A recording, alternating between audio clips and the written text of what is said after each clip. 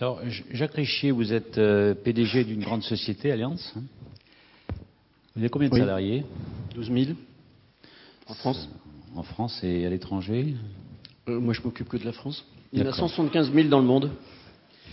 Donc 12 000, bon, on va dire que vous avez beaucoup d'ingénieurs au travers de ces 12 000 salariés.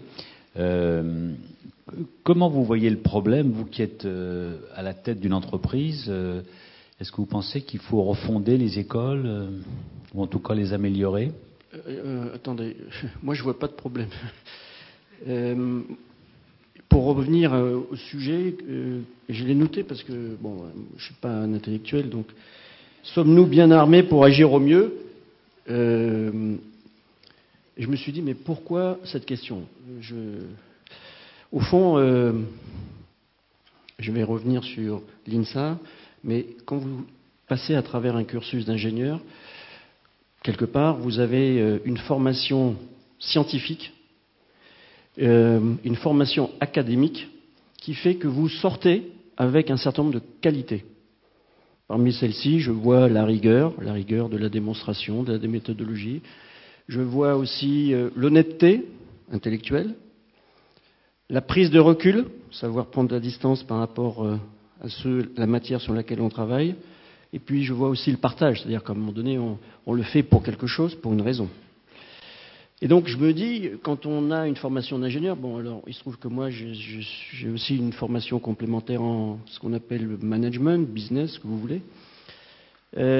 Quand même, on est peut-être mieux armé encore que des gens qui passent à travers des écoles de gestion ou de finance, justement parce qu'il y a ces qualités de base, sur le socle de la formation, qui font qu'on a normalement tout ce qui est nécessaire et qui, puisqu'on parle de qualité, on va parler d'attitude, de comportement, et à un moment donné, on va aller vers des valeurs, puisque j'ai entendu ce mot tout à l'heure, que j'aime bien, qui sont aussi cette honnêteté, du partage, il y a la solidarité et pourquoi je suis là, le questionnement, la confiance.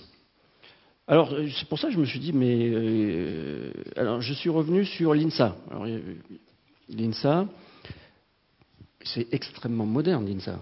Enfin, dans son concept historique, c'est encore plus moderne aujourd'hui. Donc, j'ai ces qualités et je reviens sur l'ingénieur. L'ingénieur n'est pas qu'un laborantin, c'est quelqu'un qui vit dans un monde, c'est quelqu'un qui est amené à travailler avec des équipes, c'est quelqu'un qui est amené des fois à s'occuper d'équipes, et donc il est nécessairement dans le monde, et il a ces questions de comment je m'ouvre au monde et comment je l'intègre. Et l'INSA, qui était assez précurseur avec les humanités, le département des humanités, il se trouve que je suis arrivé en début d'après-midi et j'étais très heureux d'entendre que cette réflexion se poursuivait sur qu'est-ce qu'on doit apporter aux ingénieurs pour que ce soit des hommes, des femmes qui sont dans leur monde, pétris des qualités de base de ce qu'est un ingénieur, et en particulier un ingénieur INSA qui a à la fois des concepts théoriques et qui est en même temps très pragmatique dans sa mise en œuvre. Le fait de se poser la question est sain, puisque ça prouve qu'on reconnaît le rôle de l'ingénieur. Je pense que c'est important. Ce que j'ai vu aujourd'hui, qui mélange à la fois diversité et réussite, fait partie de cela. Pour moi, j'ai un vrai sujet sur l'expertise, mais ça parce que tout à l'heure il y a eu ce mot. Et je crois qu'aujourd'hui, on a peur des experts, parce que les experts ne sont plus dans leur monde. Et donc aujourd'hui, le véritable enjeu, c'est à la fois de maintenir ce socle théorique et en même temps de continuer à ouvrir sur le monde, avec un monde qui évolue, et à intégrer les questionnements sur les sciences, la technologie, les questions de société, comment se croisent-elles et comment on y répond. Donc ce sont des débats, je pense qu'en tant qu'étudiant, on doit avoir, que les enseignants doivent apporter. Je pense qu'on est sorti d'un univers où on disait le manager ou l'ingénieur, c'est quelqu'un qui est là pour construire un projet et réussir un projet. Aujourd'hui, c'est quelqu'un qui est là pour construire du sens et réaliser et agir sur un projet. Et sont ces deux dimensions-là qui me paraissent nécessaires. Fondamentalement, de ce point de vue-là, je suis pas un nostalgique.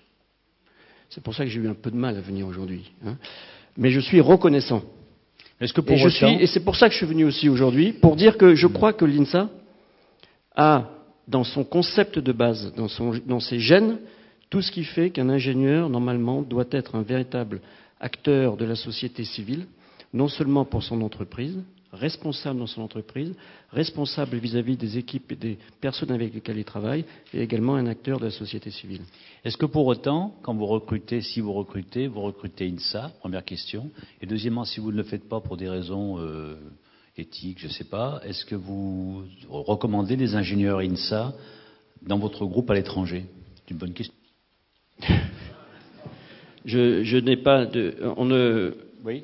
Je ne recrute pas spécifiquement INSA et je ne m'interdis pas, bien évidemment, de recruter. Enfin, l'entreprise ne s'interdit pas de recruter INSA.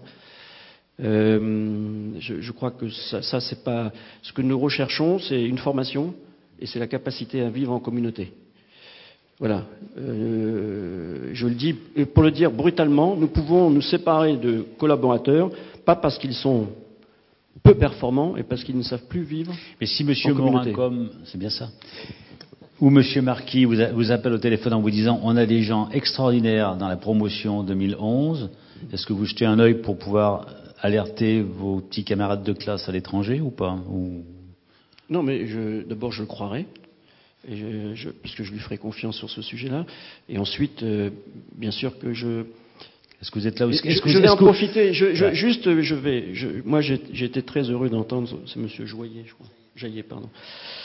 Je vais vous dire, c'est excellent ce que vous faites. Et je me suis retrouvé au croisement des dom-tom et du socio-type. Voilà.